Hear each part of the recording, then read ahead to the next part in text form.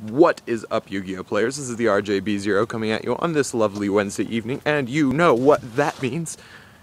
Actually, it doesn't really mean anything yet, but as of tonight, it means it's time for another deck review. So, this week I tested Evol's. It's a great deck, a lot of fun, also has a lot of kinks to work out, so let's get right down to the deck review. So first, let's start with what I liked about the deck. Very versatile. Those of you who have seen my videos before know that I really like a deck that requires creative play, that doesn't always respond to different situations the exact same way. It has different plays that you can kind of work around the situation you're in. And that was very true of Evol's. They say a lot that they play a little bit like Glad Beasts, and this is very true. What you see with Glad Beasts and Evol's both is you can summon monsters from your deck with, you know, very different effects to meet whatever situation, or meet your needs for whatever situation. So that was really cool.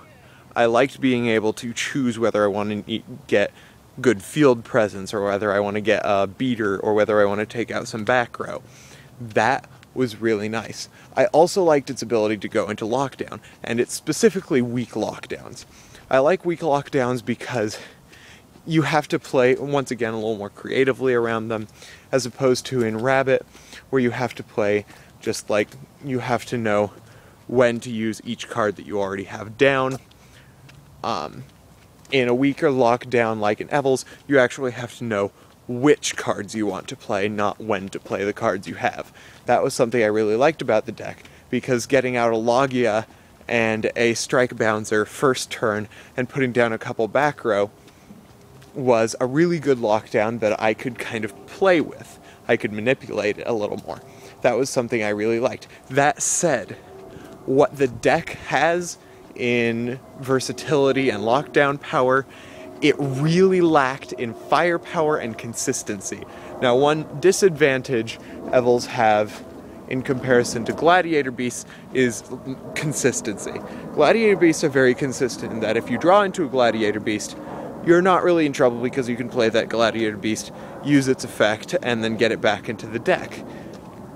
But with Evils, if you draw into the Evolsar, it's basically dead, unless it's Serato, in which it's just kind of a beater. Because you're never going to get an effect off of an Evolsar until they make a Evolsar that summons other Evolsars and treats them like Evoltar, or whatever. So that was a big problem for the deck. Firepower, that was the other big thing. Though the rank 4 Ixies are really good in defensive power, especially Logia and Dolka, they don't have the firepower to stand up against Chaos Dragon and Hieratic, because none of them have over 2,600 attack points right now, and they don't really have offensive effects. They all go for negation and stuff like that. So fighting Chaos Dragons was really difficult with this deck. So that brings me to the big debate about Evils, which is Elias or Darwino. Now, the funny thing is, each of the builds addresses one of the problems with the decks. Elias solves consistency. If you draw into an Elias, you can summon the other Elias and then get that Elias from your hand.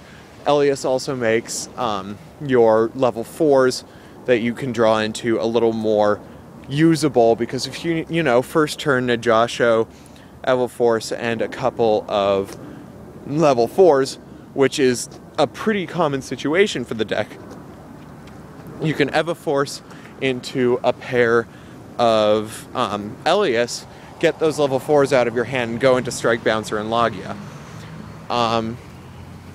So Elias solves a lot of consistency issues, but good as Strike Bouncer is defensively, along with Logia in the lockdown kind of situation, offensively they're lacking a lot, and that's where Darwino would pick up the slack, because when you summon Darwino with a Westlow, you can turn that Westlow into a level 5, go for Tyrus, or go for Adrius, and get some, more offensive effects off. And, you could go for the rank 5s instead of the rank 4s and be a little more offensive in your plays, especially once Volcasaurus comes out.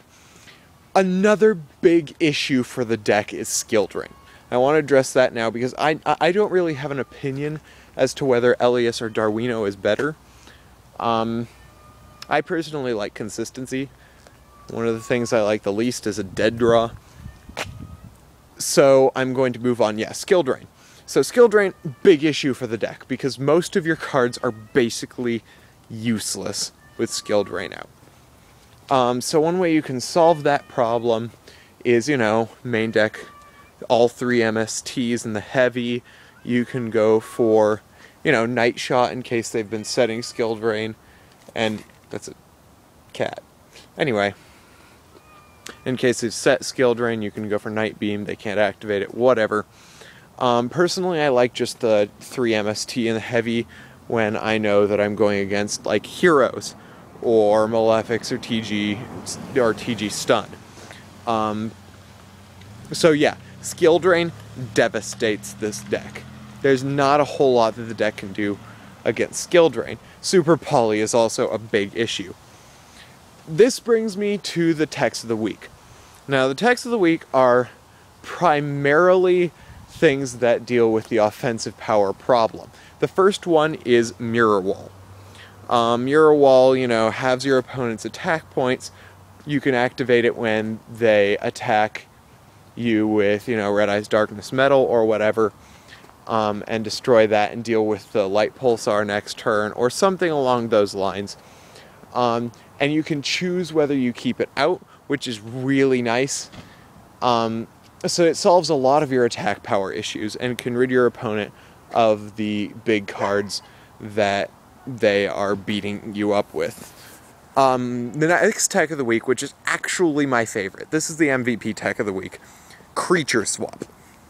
Because many a times you will find yourself, using up your your Westlow's effect, and then you're sitting on a Westlow in attack position. What you can do is you can Creature Swap with their big monsters and use your Westlow that way. Or if you draw into Najasho and you aren't drawing into Evaforce and you really need that extra boost, you can just take your opponent's monster and give them a 100 attack point Najasho. So Creature Swap was really helpful. It made the deck a lot more consistent and it made it move a lot more quickly. So there you go. This is my deck review for Evol's. I hope you guys enjoyed it, and I will see you the next time I make a video. Until then, this is the RJB0 signing out.